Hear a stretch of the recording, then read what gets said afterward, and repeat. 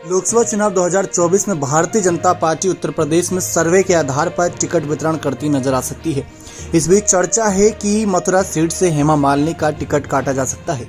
इसके पीछे की वजह उनके प्रदर्शन या उनकी बयानबाजी नहीं बल्कि उनकी उम्र है। जी हाँ, आप सभी को बता दें कि करीब 74 वर्षीय हेमा मालिनी अब 75 वर्ष उम्र जल्द हो जाएगी। तो ऐसे में भारतीय जनता पार्टी 75 वर्ष उम्र के नेताओं को एक्सपीरियंस नेताओं के तौर पर इस्तेमाल करती है और उनका आगे की जिम्मेदारियां दी जाती हैं, ना कि एक ही सीट पर बार बार उतारना।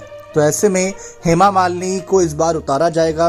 लोकसभा चुनाव 2024 में इस बात की चर्चा चल रही है, लेकिन कहा यह भी जा रहा है कि अगर हेमा मालिनी का टिकट कटा तो बीजेपी के लिए थोड़ी मुसीबत भी हो सकती है। हेमा मालिनी फिल्मी जगत से काफ़ी ताल्लुकात रखती हैं, जनता उन्हें जानती है अच्छे तरीके से। तो ऐसे में बीजेपी को इस बात का फ़ायदा खूब मिला था। और अगर हेमा मालिनी का टिकट कटेगा तो हेमा मालिनी की जगह किसको प्रत्याशी बनाया जाएगा, इस बात की बहुत ज़्यादा चर्चा हो रही है। देखा जाए तो मथुरा सीट ऐसी सीट रही थी जहां पर शुरुआत से कांग्रेस, रालोद ऐसी पार्टियों का अच्छा खासा दबदबा था, लेकिन हेमा मालिनी जब 2014 में आई तो इस सीट पर बड़े वोटों के मार्जिन से जीत होती नजर आई थी।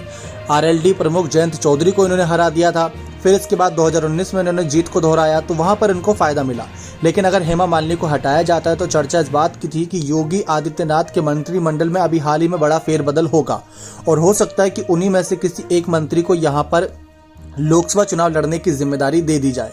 अगर हेमा मालिनी के नाम से वोट आते थे तो बीजेपी को नुकसान हो सकता है, क्योंकि हेमा मालिनी का हटना नुकसानदायक हो सकता है।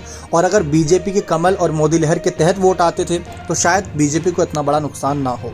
लेकिन ये रिस्क बीजेपी लेगी या नहीं, ये तो बात की बात रहेगी। ये देखना दिलचस्प रहेगा कि मथुरा सीट पर अगर चेहरा बदला तो किसको उतारा जाएगा। सबसे ज़्यादा चर्चा इसी बात की है। और अगर हेमा मालिनी को उतारा तो बीजेपी के नेताओं में क्या आक्रोश रहेगा, क्योंकि एक जो उनका खुद का ही नियम है कि 75 वर्ष उम्र का जो नियम लागू होता है तो वहां पर ये नियम तोड़ा जा रहा है। तो ये देखना अब दोनों ही तरफ से दिलचस्प रहने वाला है। बने रहें चैनल के साथ। बहुत बहुत धन्यवाद।